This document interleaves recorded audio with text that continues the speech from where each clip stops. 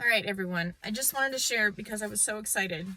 So first off, I am in my car waiting. My kid is at a birthday party and I've had a cough for the last few days. So I do not want to be in there talking with parents and coughing.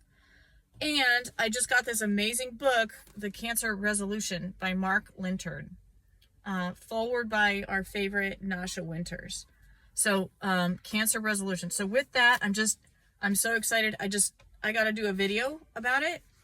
And I got to tell you, like, this, I have felt throughout this whole time, and I realize many of you have been fighting and reading so much longer. We're missing pieces of the puzzle. We don't have all the facts. This book is so much closer to what I think reality is than anything else that we've read so far. It does do a deep dive on the somatic theory, the DNA, the standard of care model that your genes are defective, and because you have defective genes, it's causing the cancer. That model is it's wrong. It is, and honestly, like it's just bullshit. And I'm gonna go off for a second. I had with my mom's, we had her genetic counseling today, and I said, okay, so talk to me about my mother's genes that you're looking for. What are the genes associated with ovarian cancer? And so she listed off 10 of them. And luckily, I had already read the introduction in this book. And I said, of these 10 genes, which ones are associated? Of course, P53 was one of them, right? Like, so some of the ones we know, which one of these 10 genes is associated with uncontrolled growth, cell death failure, apoptosis, right? Like, which one is associated with immune system evasion? Oh, well, we don't know that.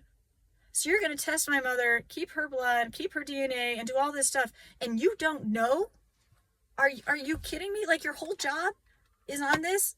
We mapped the genome 20 years ago, and you don't know? Oh, but 15% of cancers can be determined to be caused by genes. Are you kidding me? You don't know. How can you, like, that's not skill, that's luck. You luckily found genes that fit your bias. That's what I got from this whole thing this morning. And I'm sorry I'm getting hoarse. I obviously don't normally sound like this. And I did go play pickleball, so I'm still wearing my gym outfit. So I realize I look horrible, but oh my God, I am so excited about this book. And Ibrahim, I have you in mind. Like, I started this book and I was hesitant to share it because I hadn't read the whole thing. It is 500 pages.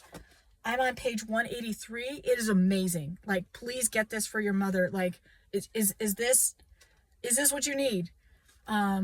He talks about some of these questions that I've had as I'm reading, like, Metabolic Approach, and I'm reading how does a tumor create a tumor microenvironment? How does it do that?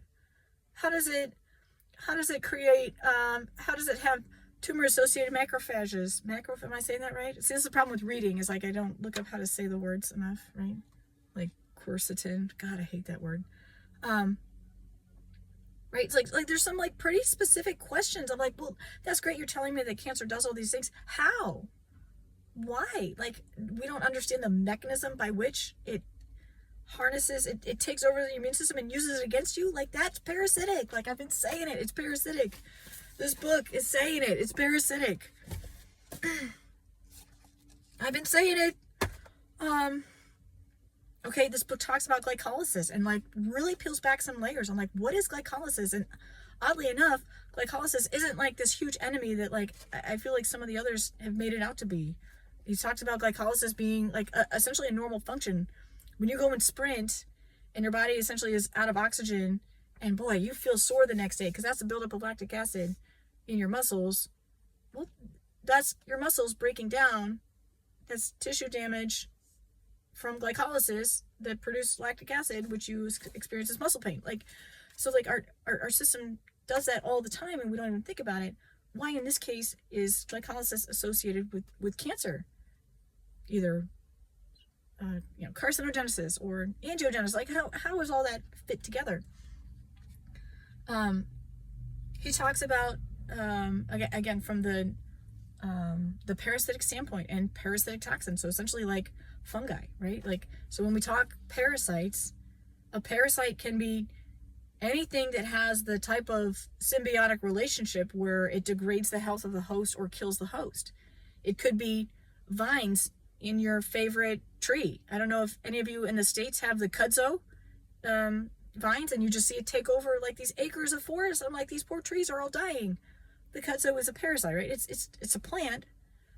In some cases, if you've ever watched National Geographic and you see there was some Amazon ant that like gets invaded by a parasite, and essentially the parasite takes over the functions of the ant and causes it to go and wander away from the nest, and then it dies, and it causes it to do things. It takes over the host to the detriment of the host, and then the parasite, in this case, it was like the parasite like went through the exoskeleton of the plant's head, or the ant's head. It's like, oh, I didn't know I could feel bad for an ant, but oh, that looks gross.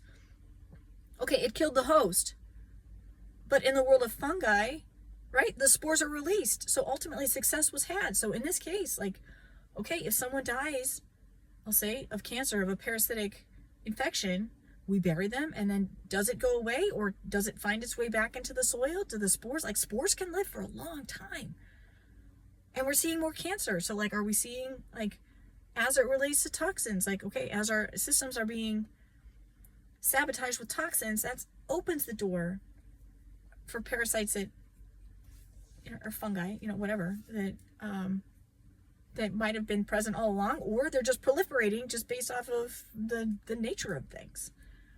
I distinctly remember reading this article about, it was in, I want to say it was like a hospital in Atlanta where like they discovered some, maybe it's Philadelphia, but they discovered that some fungus was killing patients, and it was being circulated through the HVAC system.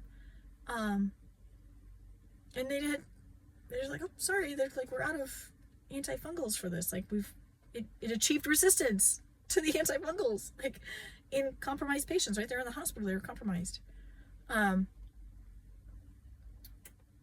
So, I mean, just wow. I mean, and it talks about like, God, I've been in the hippie, I'll say the natural health community for a while, like, so colloidal silver and manuka honey, like it talks about those things. So this, let's peel this back a little bit. Like, okay, I've had manuka honey, and I've given it to my son, and I've given it, like, and now we're looking at it from the antimicrobial standpoint. Like,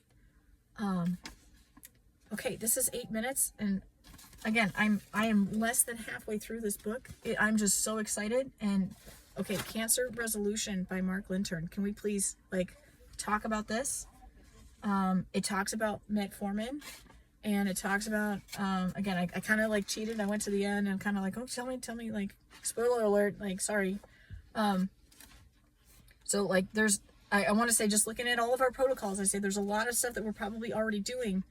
But how do we tailor the protocol to you? He talks about like, okay, there's a few different fungal infections. So that's in the next chapter. And that next chapter is a doozy. It's like 80 pages. So a little intimidating.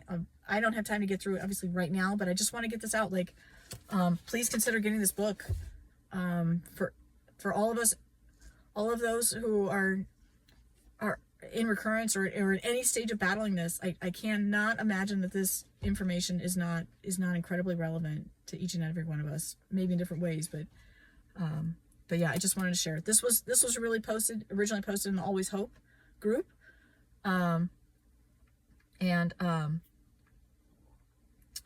so I will, again, a tip of the hat to the Always Hope group. I do love that group, but I've always felt that like they were missing something, and this might be our keystone.